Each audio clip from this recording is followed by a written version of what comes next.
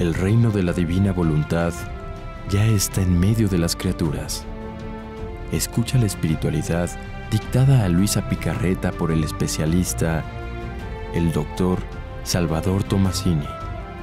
Aquí, por Mundo Católico, construyendo la civilización del amor.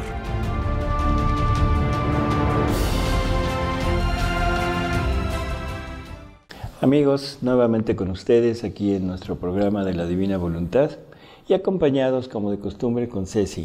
Gracias, Ceci. Gracias doctor por la invitación a su programa. Y bueno, el día de hoy Ceci nos tiene aquí preparado temas muy interesantes, ¿verdad? Bueno, como de costumbre. Está más interesante los temas que vemos nosotros que lo que tenemos en el programa, doctor. Bueno. Estuvo interesantísimo todo lo que platicamos, pero prometemos ir poco a poco bajando todo lo que dialogamos antes de empezar el programa. El día de hoy yo le había pedido al doctor y empezamos a hablar un poco sobre la Cuaresma, ya que hoy es miércoles de ceniza. Y la verdad es que me interesa muchísimo ver la Cuaresma a la luz del reino de la divina voluntad. Era lo que yo le decía al doctor, y el doctor al principio me decía, pues bueno, pues ¿qué tengo que ver ahí? Y dialogamos mucho y vamos a ir profundizando. ¿Qué les parece? Claro. Doctor, cuéntanos un poquito sobre la Cuaresma, cuál es su implicación, ¿es algo humano, es algo divino?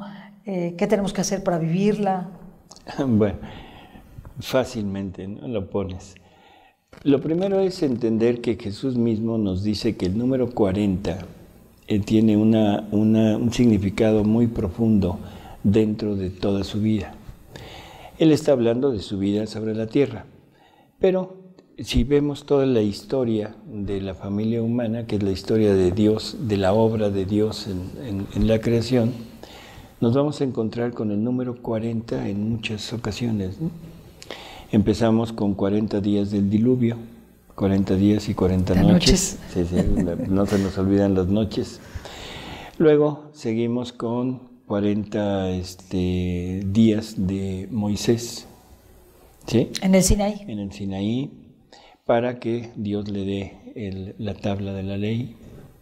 Luego pasamos a 40 años de peregrinación del pueblo judío a través del desierto. Después 40 años de Elías peregrinando también, ¿sí? Después de esto tenemos 40 días de Jesús en el monte de las tentaciones.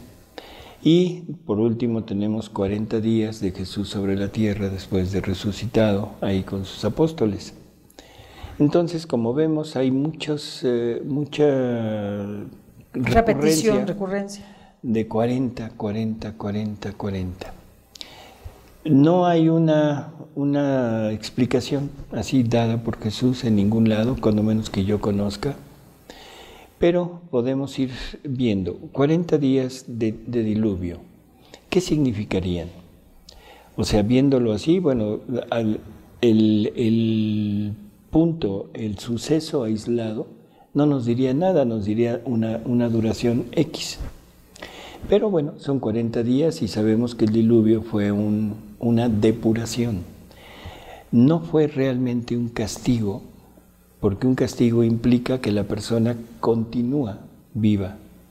Y hasta donde entendemos, el diluvio fue exterminar a toda la población, menos a 8 personas. 8 personas que no se habían contaminado, y que a partir de esas 8 personas Dios va a rehacer a la humanidad. Perdone, doctor, entonces ¿purificación y castigo no es lo mismo? Yo pienso que un castigo es, por ejemplo, alguien que te castiga es para que tú aprendas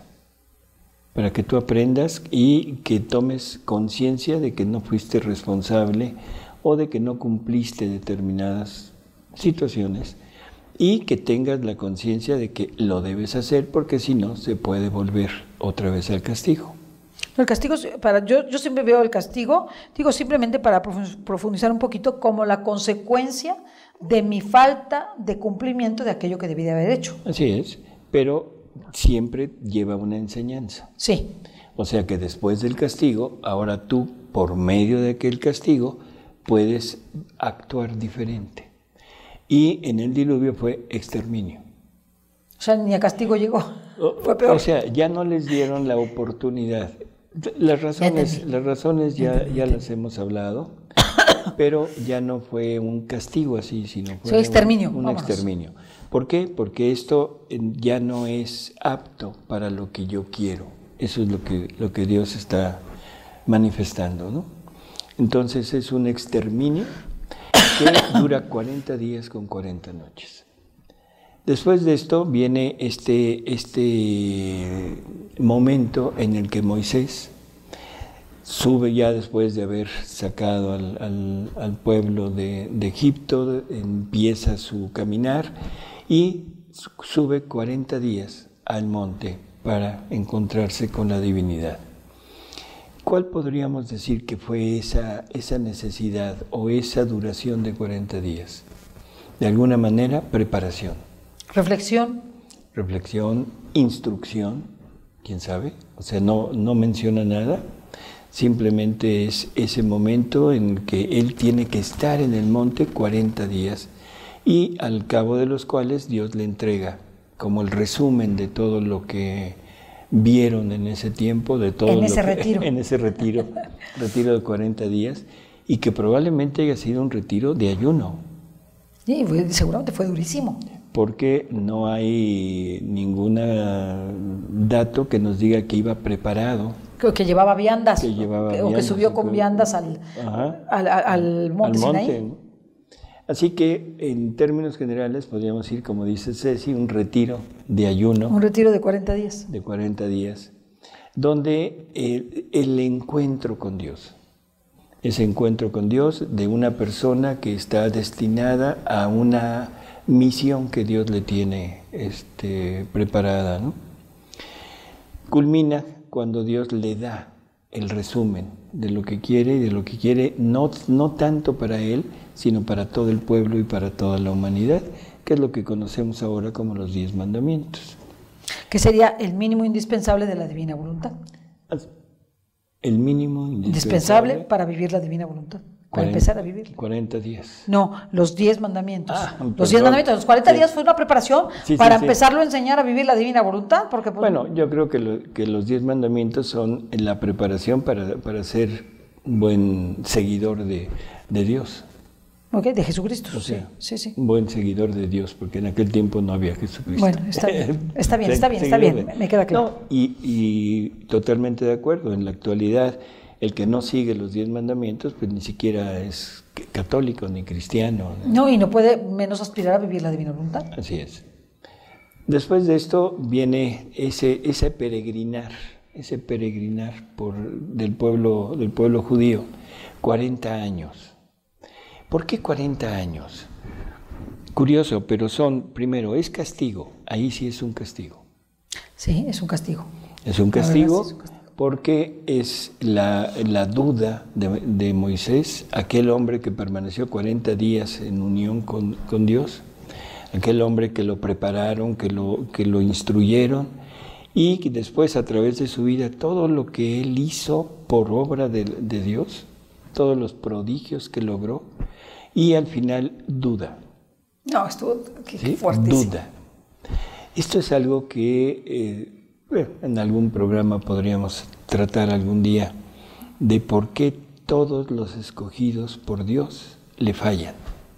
Ay, sí, no lo entiendo, doctor. No, yo tampoco. No lo entiendo, a mí me cuadricula la cabeza. Así es. No sé, a lo mejor lo que Dios nos quiere mostrar es nuestra fragilidad, nuestra poquedad, pero desde Adán hasta nuestros días, todos los elegidos, además gente que uno admira, que uno aprecia, que uno sigue, que uno lee lo que dice, y paz. Y sobre todo los prodigios que Dios obra a través de esas personas, ¿no? Porque no se trata nada más de la fe, de creer en algo, sino de una vivencia de esa divinidad y que de repente falla. Un instante y duda. Yo pienso que todo esto nos va con la finalidad de entender lo que es la voluntad humana. Porque es la voluntad humana la que nos lleva a dudar. Incluso cuando estamos tan cerca de Dios, tan unidos como estaría Moisés, pero que la voluntad humana siempre estaba en esa lucha, diría yo, por salir adelante y por enfrentarse sola a un mundo que no entiende, por enfrentarse sola a lo irreal humanamente, a lo irreal de lo que Dios pide. Toca la piedra con tu bastón, con tu vara. Y la toca 2 veces, ¿no? Sí, tócala y ahí saldrá el agua. Llega, la toca y la voluntad humana de Moisés ha de haber dicho, híjole, no sale nada, tócalo otra vez. Una voluntad humana, y yo diría santa. Sí, porque realmente no está haciendo nada malo, no está haciendo nada contrario a la ley de la naturaleza, nada contrario al pueblo, lo está haciendo conforme a lo mandado, que toque la roca, nada más pues, un toque como que no sale, pues otra tocadita a ver si no. Así es. Y resulta que al Señor lo castigan no entrando. Ese sí es un castigo. Ese es un castigo. Y al pueblo, además al pueblo ya lo había castigado con los 40 años de peregrinar. Llevaba 40 años peregrinando por las dudas, por la infidelidad del pueblo. Por 2 becerritos de oro. Nada más. 2 becerritos de oro que había hecho ¿quién? Pues el mismo pueblo. ¿Quién hizo los pues no sé, yo no lo creo. ¿Usted cree? Lo dice la Vamos a dejarlo así, que cada quien lo busque. O sea, pero son prácticamente es el mismo pueblo de Dios, el mismo pueblo que ha vivido desde la salida de Egipto. Desde la salida de Egipto, que vio el mar Rojo abierto, que vio cómo se engullen a todos los egipcios. O sea, y sin embargo, duda. Bueno, 40 años en el desierto, luego Moisés duda y lo castigan. Ahí no fueron 40, ahí fue ya hasta aquí. Sí, se fue, ya no lo vio. Después de esto viene Elías, ¿sí? Creo que es Elías, ¿no? Sí. Que hace un peregrinaje de 40 días hacia el monte. Hacia el Sinaí. Hacia el monte Sinaí. Y posteriormente vámonos hasta Jesús, que Jesús antes de empezar su misión, o sea, saliendo del río, saliendo del Jordán, cuando el bautista lo bautiza, en ese momento se va al monte y se va 40 días. Y al final de esos 40 días es probado, es tentado, ¿sí? Y uno se pregunta, bueno, qué curioso. Primero, ¿Jesús podrá ser tentado? Esa será la primera pregunta. Esa es la primera pregunta. Definitivamente no. Pues es Dios. No. Jesús le dice a Luisa en repetidas ocasiones, le dice, el alma que vive en mi voluntad es intangible de las tentaciones. No se le puede ni acercar. No, el demonio no puede acercarse. No puede acceder a la persona. Así es. Y se lo repite en varias ocasiones. En otra ocasión, Luisa le dice, Señor, soy tan mala que ya ni siquiera tentaciones tengo. O sea, curiosísimo. Y Jesús le reitera otra vez, es que no puede haber tentaciones. Entonces, cuando uno piensa en Jesús y dice uno, ah, caray, se le acercó el demonio y lo tienta 3 veces. Y la única explicación es... Con 3 tipos de tentaciones, más que, o sea, lo tienta con 3 tipos de tentaciones complejas. Las necesidades físicas, claro, las necesidades económicas, más que necesidades estaríamos hablando el poder, de la avaricia, ¿no? Sí. De tener. Y luego el poder, ¿de acuerdo? Sí. Y le pide 3 cosas. Ah, sí, le pide 3 cosas como consecuencia de esas 3 tentaciones. O sea, bueno, ahorita vamos a esto. Son 40 días de ayuno, de una preparación de su voluntad humana, curioso por lo que decíamos, pero que en realidad lo que está haciendo es fortaleciéndonos a nosotros, porque Él toma nuestra vida, se la pone, y Él lo que está viviendo no es la vida de Él, que es la vida del Verbo, sino es la vida de toda la humanidad. El Padre lo hizo pecado al que nunca cometió pecado. Y lo hizo pecado, ¿por qué? Porque nos toma a todos nosotros y vive nuestra vida. Entonces el demonio nos está atacando a nosotros y nos ataca en todos los puntos. Yo quisiera aquí irme no solamente a la parte bíblica, sino a revelaciones privadas. Dice que se le acerca el demonio y le empieza a hablar. O sea, ¿cuál es la primera tentación? El pan. Tienes hambre, llevas 40 días aquí sin comer. Sin comer. Entonces, esa es la primera tentación que es bíblica. Pero en las revelaciones privadas dice que llega el demonio y empieza a hablarle de su misión. Y le dice, mira, para que tu misión sea completa y tengas éxito, consigue a la mujer. La mujer es, y la pinta como lo máximo, como lo más agradable para el hombre. Dice, pero la mujer sabe cómo meterse. La mujer te va a llevar, te va a empujar, te va a abrir el camino para que todo el mundo te acepte. Jesús, callado, no dice nada, y de repente el demonio reflexiona y dice, pero qué tonto, ¿cómo te estoy hablando de la mujer si llevas 40 días sin comer? Tienes hambre. Dile a esta piedra que se convierta en pan. Sacia tu hambre, sacia tu necesidad, y después hablaríamos de la mujer. Y ahí es cuando Jesús es tajante. Nos está enseñando a nosotros cómo resistir la tentación. O sea que realmente esto es una explicación en revelaciones privadas de lo que fueron las tentaciones. No, es nada más el por qué el pan. El por qué el pan. Todo lo demás es bíblico. Okay. ¿No? O sea, ¿qué le dice Jesús? No solo de pan vive el hombre, sino de pan vive el hombre, sino de toda palabra que viene de la boca de Dios. Y si esto lo relacionas con el pasaje aquel de Fotinai, ¿te acuerdas quién es Fotinai? No, perdóname, doctor, no sé. ¿No? Cuando van y llegan a un pozo, se van a buscar comida y Jesús se queda en el pozo. ¿Fotinai qué sería la mujer del pozo? ¿Sí te acuerdas? Es revelación privada, pero no dice su nombre. No, eso no es revelación. El nombre, ya sé que no es revelación privada, el nombre llega, de ella. Quítalo de Fotinai. De la mujer que está en el pozo con él, o sea, que le pide, ayúdame a sacar agua del pozo. Así es. Sería muy similar, ¿no?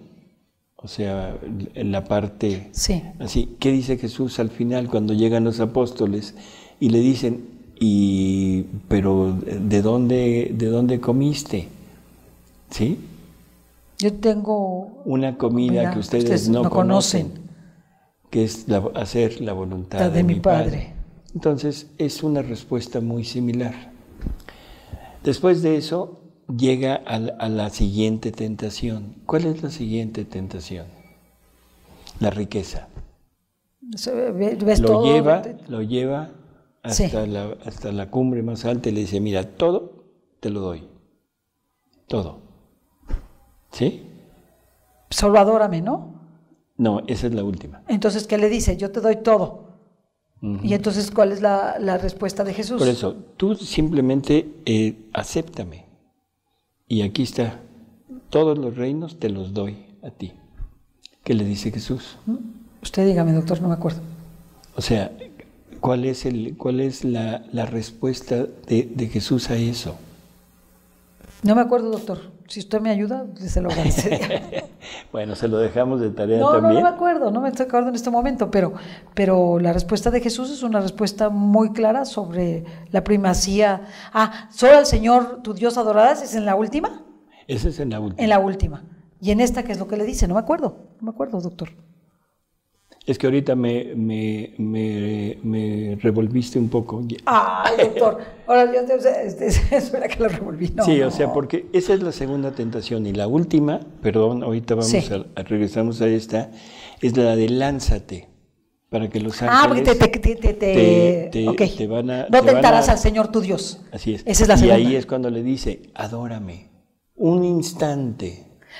Pero eso es al final, o sea, Sí, por es eso. primero, la primera, no solo de pan vive el hombre, o sea, ten este pan, tienes hambre, aquí está el pan. Así es. No solo de pan vive el hombre, sino La toda la segunda palabra de Dios. es la del templo Tírate y yo te tírate. voy a, no tentarás al Señor tu Dios. Así es. Y la tercera, que es Es esta, adórame, te doy todos estos reinos, pero adórame, y solo adorarás al Señor tu Así Dios. es. Ahora sí ya la completamos. es un poquito así medio Sí. revuelto, pero ya salió. Sí, Entonces, es exactamente lo que nosotros estamos sufriendo. Son las tentaciones que sufrimos. La tentación del hambre, de la necesidad física, ok, ¿sí? Y no solo de pan vive el hombre. interesantísimo. Sino de toda palabra que sale de la boca de Dios. Y ese hambre puede ser hambre física, hambre de comer, pero también todo lo que necesitamos físicamente. Sí, que no solamente es el pan, sino es el vestido, la habitación. Así es. todo Dios esto. proveerá. Sí, Punto. La segunda tentación, que es el tienta a Dios. no, y es muy interesante, ahorita que estaba pensando con usted en esto, o sea, en ordenar las tentaciones, es muy interesante porque es la incertidumbre. O sea, es decir, tírate, no te preocupes, no te va a pasar nada, ¿no? Ujú. Entonces, es un poco como eso cuando somos temerarios, ¿no? Es que muchas veces sabemos que algo es pecado y decimos, no, a mí no me va a pasar, no, yo no voy a caerme, yo no estoy haciendo nada malo, y sin embargo lo hacemos. Sí, pero vas siempre con la idea de demostrarle al mundo que tú eres el elegido de Dios. Así es, O sea, ese es el punto. así es. O sea, no va como un hecho aislado, sino demuéstrale al mundo quién eres. Sí, Porque- y tú eres el mero porque no te va a pasar nada y no necesitas a Dios. Así, y obliga al Padre a actuar por ti, a salir en defensa tuya. Y eso para saber quién es Él, Por eso es no tentarás al Señor tu Dios. Señor tu Dios, ¿sí? ¿Y cuándo podemos hacer eso nosotros? ¿Qué es lo que yo digo? Cuando realizamos actos temerarios que son contrarios a Dios, que son pecados, ¿no? Que si, por ejemplo, ver a una persona que notoriamente nos puede llevar al pecado y nosotros vamos y nos exponemos, ¿no? Pensando que no nos va a pasar nada y nos ocurre. Porque cuando se comete el pecado no solamente es la acción de pecado, sino ponerse en el riesgo de pecado. Así es, ponerse en el riesgo de pecado. Pero también existe otra, el querer ser, el querer sobresalir, el protagonismo porque Dios está conmigo. Sí, que la soberbia, en última. Así es, que ese es el punto. Y el último, adórame. Yo te voy a Adórame. dar todo, pero adórame. Y ese es el pecado de casi todo mundo actual. Exactamente. Adórame. ¿Qué más da que hagas una pequeña trampa en tus cuentas? ¿Qué más da que hagas una pequeña trampa en tu báscula para que pese un poquito menos? ¿Qué más da con que si te dan un X cantidad, una gratificación, tú como abogado defiendas a alguien que sabes que es culpable? ¿Sí? Sí, sí. O sea, y ahí nos podríamos ir. Ahí. ¿Qué más da que tú, que eres médico, que deberías de defender la vida, hagas un aborto? Te van a pagar bien. ¿Y qué más sacas? Esto, aquello, si al final a lo mejor no te preocupes, te arrepientes a la mera hora. Así es. Estamos adorando al demonio. Claro. ¿Qué es adorar? ¿Cuál es la verdadera adoración? Según Jesús, No sé, doctor. la verdadera adoración es la igualdad de obras. No es el acto de llegar ante Él o ante una representación de Él y humillarte y alabarlo y ensalzarlo, no, sino es la igualdad de obras. Le dice Jesús a Luisa que la verdadera adoración, el modelo de la verdadera adoración está en la Santísima Trinidad. Yo no me imagino al Espíritu Santo adorando a nuestro modo al Hijo, o al Padre adorando al Espíritu Santo. No. No, es igualdad de obras. Por eso cuando el demonio le dice, adórame, es adopta mi vida, adopta mis obras, tenme en ti. Que eso es lo que tenemos continuamente. Sí, pues con el demonio todo el tiempo.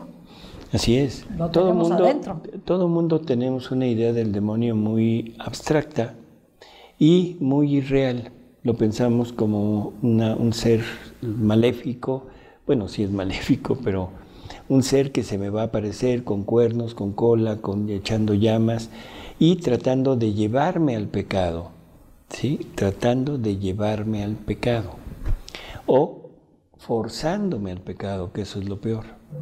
Y en realidad el verdadero demonio es mi voluntad, que es la que acepta esa sugerencia.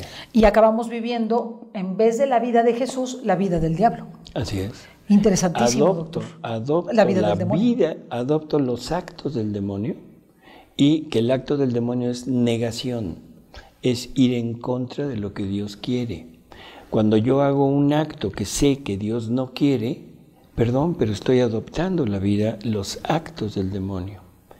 Es lo mismo que estamos hablando de vivir en la divina voluntad, que es tomar la vida, los actos de Dios y ponerlos, introducirlos en nosotros por medio de la voluntad divina. Cuando yo cometo un pecado, mi voluntad se está adhiriendo a la voluntad rebelde de Satanás y estoy llevando a Satanás a mi vida y Satanás se vuelve mi vida. Por eso es que vemos que día con día la maldad en el mundo va siendo cada vez peor. Porque asumimos la vida del enemigo. Así es. Ahora ya no hay la maldad humana. La maldad humana que era asaltarte. Pero no matarte. Pero no matarte, no, ni violarte. No agredirte. El asaltante que llegaba a una casa y si se prendía una luz, el asaltante se iba. O sea, sí, eran otros niveles. Había otro nivel. Otros niveles. En cosas tan simples como una pelea callejera. Una pelea callejera donde había reglas. Quítate el anillo, ¿sí? Al caído no se le pega, en fin. Sí, era diferente. Era diferente. No había esta maldad tan tremenda, ¿verdad? Tan refinada como es actual. Claro. Que ahora la finalidad no es nada más el asalto, no es nada más el hacerte algo, sino es el ultrajarte. El ultrajarte, vejarte, humillarte y además matarte. Sí, así es. Yo no entiendo cómo se roban a una persona para violarla y luego destazarla. Y dice uno, bueno, ¿en qué mentalidad cabe eso? Es tremendo. Demoníaca. Absolutamente. Por eso es que vamos poco a poco adquiriendo esas obras, ¿sí? Es interesante. Sí, muy interesante, doctor. Así que lo que Jesús nos está mostrando en estas tentaciones es, primero, la necesidad del ayuno. Y oración. La necesidad de la comunicación con Dios, de la oración, para fortalecer la voluntad y no aceptar la sugerencia del otro. Y ahí nos muestra claramente que el otro no puede, en lo más mínimo, obligarnos al pecado. Solamente es mi voluntad la que va a decidir. Pero una voluntad que se ha acostumbrado a una vida de confort, a una vida sin sufrimiento, sin oración, sin sacramentos, sin sacramentos, definitivamente es una voluntad endeble, totalmente que va a caer endeble, en la tentación miles de veces. Y que vive en la tentación. Bueno, entonces 40 días de preparación. Después de esos 40 días, ya sabemos, la predicación, Jesús muere, y que resucita y está 40 días con sus apóstoles. ¿Para qué? Como una reafirmación de decir, todo lo que yo dije acá, ahorita lo están viendo, pero ya en forma sensible, en acción. Cuando ya tenemos esto, ahora, ¿qué pasa? Viene todo este periodo de tiempo desde Jesús hasta nosotros, y en los escritos de Luisa Jesús dice algo muy curioso, que la duración de su reino será de 40 siglos. Ahora, el problema es que no sabemos a partir de cuándo. Probablemente la venida gloriosa de Cristo sea a partir de su resurrección, porque ahí la parte pasible de Jesús queda a un lado y viene en forma gloriosa a ir preparando su reino durante 2000 Entonces años. serían 4000 años. 4000 años. Tomando en cuenta los que ya hemos vivido, ya vivimos 2 y nos faltan 2, o tendría, a partir del reino sería contar 4000 años. Bueno, eso es lo que no sabemos. Sí. Pues esto es simple conjetura. Es una conjetura. ¿Su conjetura cuál es? Esa. Ok. Esta es la mía, ¿sí? Okay. Yo pienso que es Jesús resucitado, ahí empieza verdaderamente su segunda venida en forma gloriosa. Ok. Que va a culminar en el momento en el que se establezca ya el reino, y de ahí durará otros 2000 años, ¿sí?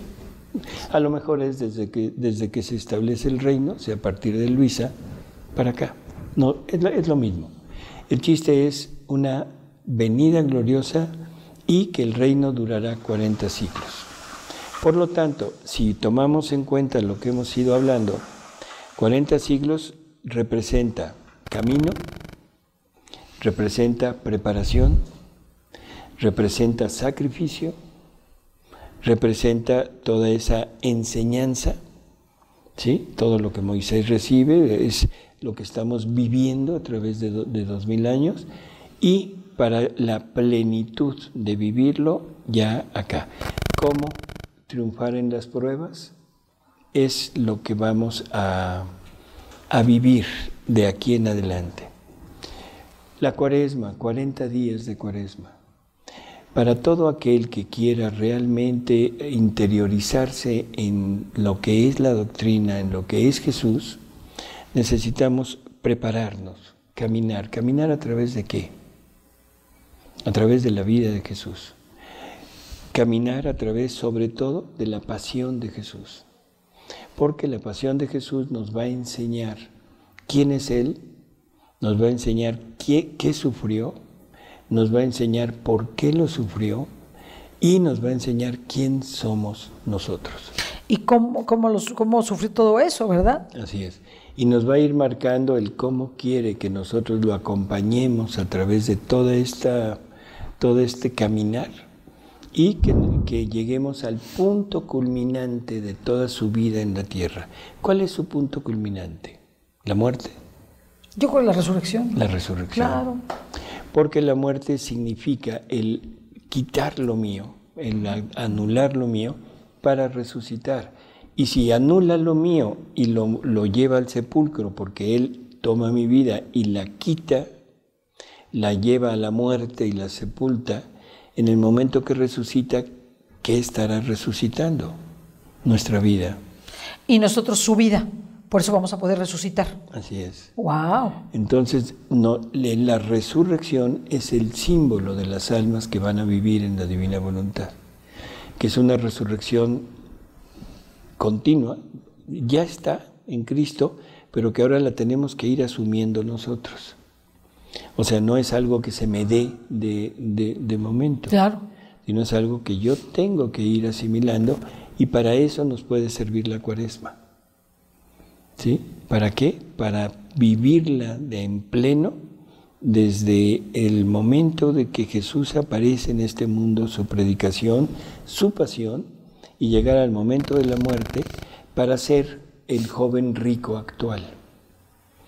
Tomo mi cruz, después de haber entendido la cruz de Jesús, digo, la mía no es nada, y por amor a Él la tomo. Vendo todo lo que tengo, o sea, me desapego de todo, que ese es uno de los requisitos para llegar a la divina voluntad. Y después de eso me mortifico, porque es otro punto necesario para llegar al Calvario, llegar a la cruz, llegar al momento de la muerte para resucitar. Este sería como el significado de la Cuaresma desde la divina voluntad. O sea que es una preparación que si nosotros la aprovechamos nos puede ir introduciendo en la divina voluntad y en la vivencia de la divina voluntad, asumiendo la vida de Jesús y específicamente su pasión. Y para eso tenemos las horas de la pasión de Luisa Picarreta, que están tanto en libro, aquí las tenemos grabadas en la estación, tú las puedes buscar y puedes meditar por lo menos una cada día, si posible, ¿verdad? Las 24 horas de la pasión, en donde Jesús nos muestra cómo sufrió, qué sintió en esos sufrimientos y por qué tuvo esos sufrimientos. Así es. De su viva voz, dichos por Él, que es lo que a mí me gusta mucho de las horas de la pasión, que Jesús dice en momentos muy específicos por qué está sufriendo eso. Exacto. Y cómo lo está sufriendo. ¿Cuál es la finalidad y el significado de ese sufrimiento? No es nada más el castigo inhumano que se le da, sino todo lleva una finalidad y un porqué. ¿Sí? Así es. Bueno, pues es lo que podríamos hablar un poco. Y sobre todo de la Cuaresma, cómo podemos vivirla, pues meditando las horas de la pasión y sumergiéndonos en esa vida de oración y de sacrificio, de mortificación que Jesús nos mostró, no solamente durante la pasión, sino durante toda su vida. Porque pues ya hablamos de todo este proceso que él siguió. Entonces, pues prepararnos en esta Cuaresma para despegar, porque ya también habíamos dicho que los 40 días implicaban que iba a haber un cambio, es decir, es una preparación de un camino para un cambio. Entonces, asumamos esta preparación para hacer un cambio sustancial de vida y buscar esa disponibilidad para vivir conforme a la divina voluntad. Así es. Doctor, muchas gracias. No, se nos acabó el tiempo. Y perdón por la confusión que hubo aquí con las tentaciones. No, pero es importante recordarlas y no es tan fácil, pues no tenemos aquí la escritura porque pudimos haber leído. Sin embargo, es importante que nosotros pues siempre vayamos a la escritura y si ustedes quieren corregirnos, pues que lo hagan, ¿no? Que nos corrijan, porque estamos para eso. Bueno, pues Ceci, gracias. Hasta luego, amigos. Hasta luego, hasta la próxima.